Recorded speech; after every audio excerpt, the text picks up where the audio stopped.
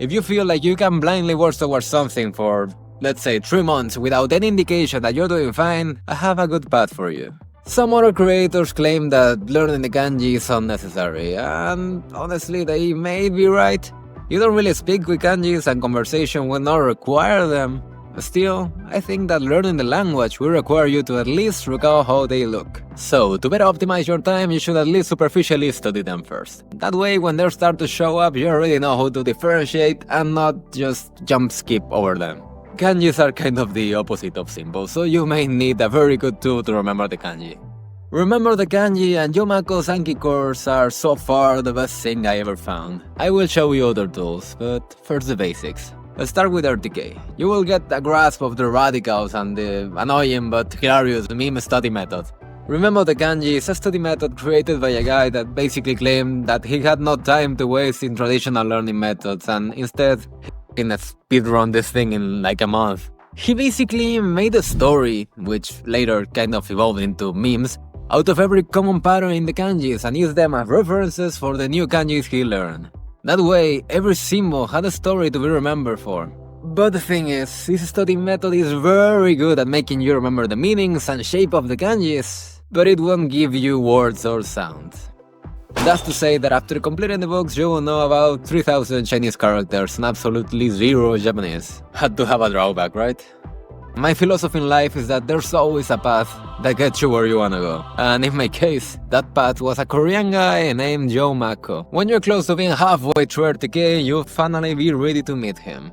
His courses are really just free ANKI guides of Japanese grammar, vocabulary, and sentence mining cards. I will talk about what I think of sentence mining in the next part of the video, but what you need to know is that the way this course is created really benefits from having completed the bare kanjis of RTK, as in here you finally will be able to put them to use. You will now finally learn words. There's a cool thing that happens when you realize that kanjis have similar sounds and similar meanings often include the same kanjis. So be aware of that and just use it as some sort of save point. So now that you've completed a lot of initial mental setup, you can actually start immersing. Consider what you did before as a warm-up, the not giving up early kind. If you were for some reason to just start here, you would end up in one of two ways. Watching anime without understanding anything, but convincing yourself that you do, or watching anime without understanding anything and acknowledging that you don't. In my opinion, most immersion learning over-the-top enthusiasts seem to have forgotten that they too had to sit down and study before going to immerse. I mean, by watching anime you sure know how to say baka, but it's not until this point that you are actually ready to start a real race. So, brace yourself. What you need to know as a reference is that for GLPT exams you usually get this kind of chart. As you can see, N1 requires about 20 times the kanji and 12 times the vocabulary of N5. In any language there are common words, which means the closer you are to fluency, the harder it gets to get close to it. Consider that you don't really need 10,000 words a day, but a few hundred of them will always be there, while the others will kind of be in standby and rotating and you need to know them eventually. If you're afraid, don't. This is actually a good thing, really. It means you can start to communicate basically from the get-go. If this chart was linear instead of exponential, you'll need 3 times the work, so cheer up. We're going to use it in our favor. This effect of diminishing returns is the very reason we started with Jo-Mako. Most of the common words are included in the early stages of his deck, so that will help you transition from RTK to this one without really changing your pace, hopefully.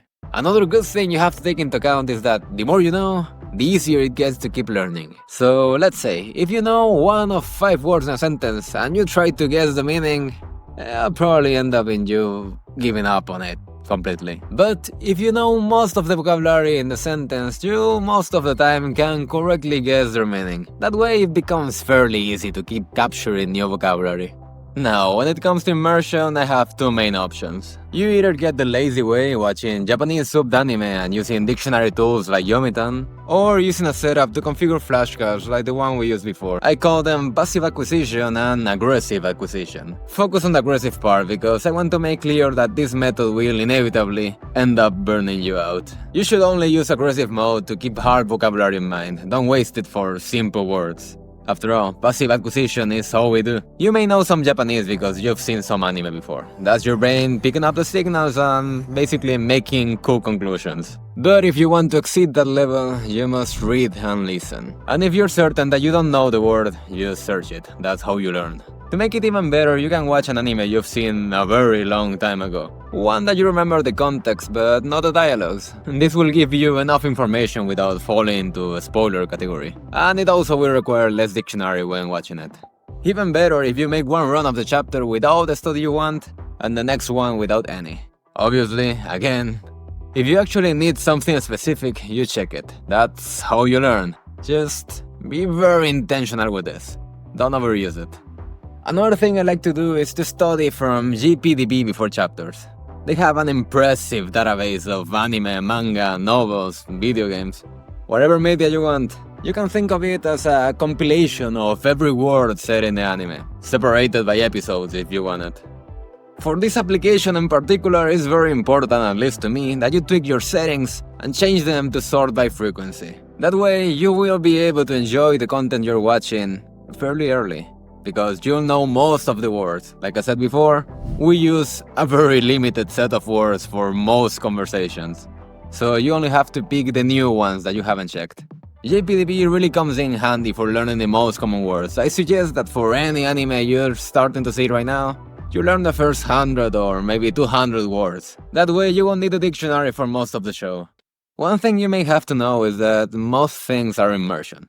For example, I do be immersed in the Spanish language all day, and that's because of the country I live in. My content and all I consume is in English, which eventually led into me being able to defend myself. But consider this, for the most part, I barely talk. Nonetheless, I'd say my speech has improved. And there are two main factors for that, and both can be applied to Japanese. 2 years ago, I decided I wanted to be a singer, at least a mediocre one. These 2 years of singing have gotten me into a whole new level, not that much into the singing part, but my English on the other hand has improved a lot. Even if I do have a strong accent, I stopped just listening and started talking, which in my eyes is a very big step. And also is maybe one of the most controversial topics when it comes to Japanese learning. When is the right time to practice speaking Japanese? I'd say a major issue with all the language learners is that they try to do too much at once. And the thing is that you really never know what you like until you have it, so there's no point to it. Take into account that if you start speaking from, let's say, day one, you will get into all sorts of very bad habits. You don't want that. It's very hard to remove a bad habit. This strong accent I have is really just a habit of speaking Spanish. So think about it. If you start speaking before you know how something really sounds, what kind of errors will you end up committing? What was I talking about again? Yes, the two things that made me passively improve my English. The first one is singing, which I boosted even more by using ANKI. It gave real impressive results. And as a singer, it's a method that just fights burnout like no other. Do karaoke, have some fun. For the second, is mostly an annoying trait that my brain has been pulling off for the last year. I'm physically unable to skip information of any text content. If I read something in my mind and my pronunciation feels off, I repeat it as much as necessary. I don't pretend that you develop a weird habit like me, but I still think that being overly conscious on your pronunciation, even if the words don't get to come out of your mouth, will make you improve. But one more grounded thing that will make you improve is manga.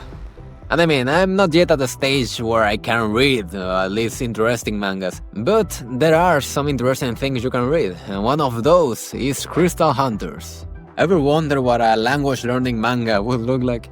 This manga makes the play of releasing new words and kanji every now and then, and during 8 tomes it basically fills you out with the basics. It's really been kind of a fun read, especially because I started way before I was capable of any sort of immersion.